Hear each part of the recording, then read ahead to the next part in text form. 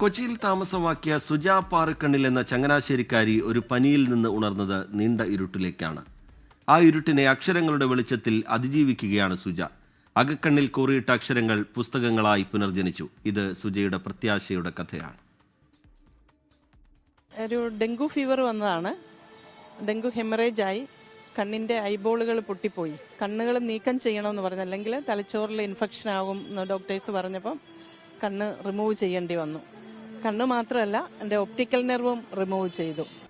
കഴിഞ്ഞ ഏതാനും വർഷങ്ങളായി പ്രകാശമുണ്ടെന്ന തോന്നൽ മാത്രമാണ് സുജയുടെ ജീവിതത്തിലുള്ളത്.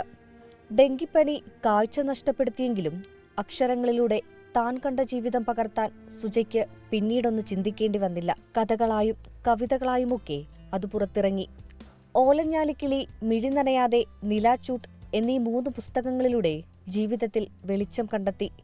മിഴിനനയാതെ എന്ന ആത്മകഥാ പുസ്തകത്തിന് അടുത്തിടെ അഷിത സ്മാരക പുരസ്കാരം ലഭിച്ചു.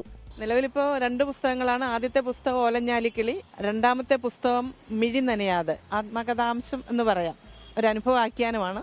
3 വർഷത്തെ ഒരു എക്സ്പീരിയൻസ് ആണ് ഈ സംഭവങ്ങളെല്ലാം. ഇപ്പൊ അടുത്ത പുസ്തകം ചെറുകഥാ സമാഹാരമാണ്, നിലാച്ചൂട്ട്.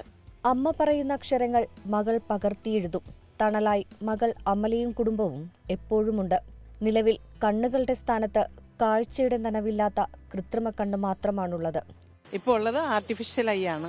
ഓസ്ട്രേലിയയിലെ ബയോണിക് ഐ എന്ന് പറഞ്ഞൊരു സംവിധാനം ഇപ്പം അവർ ഡെവലപ്പ് ചെയ്തിട്ടുണ്ട്. അതായത് ഒരു ചിപ്പ് തലച്ചോറിൽ വെച്ചിട്ട് ക്യാമറ വെക്കുക എന്നുള്ളതാണ്.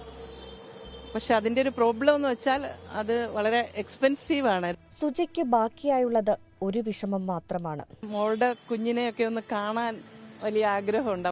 എങ്കിലും നഷ്ടങ്ങളെക്കുറിച്ച് ദുഃഖിക്കുകയോ വരാനുള്ളതിനെക്കുറിച്ച് ആകുലപ്പെടുകയോ ചെയ്യുന്നതിൽ എന്ത് കാര്യം? ഈ നിമിഷം അത് ആസ്വദിക്കാൻ സാധിക്കുകയാണ് വലിയ കാര്യമെന്നും സുജ ഓർമ്മിപ്പിക്കുന്നു. വിധി ജീവിതത്തിലേക്ക് ഇരുളായെത്തിയെങ്കിലും അകക്കണ്ണിന്റെ വെളിച്ചത്തിൽ അക്ഷരങ്ങൾ കൊണ്ട് സ്വയം വെളിച്ചമാവുകയാണ് സുജ. അനന്തവിനൊപ്പം സൂര്യശ്രീ, 24 കൊച്ചി. അടഞ്ഞ വാതിൽ തന്നെ നോക്കിയിരുന്ന അവിടെ തന്നെ ഇരുന്ന് കരഞ്ഞ് ജീവിതം തീർന്നു പോകത്തേ ഉള്ളൂ. അങ്ങനെയല്ല, വേറെ വഴികൾ തുറക്കാൻ നമുക്ക് പറ്റും, തുറന്നു വരും.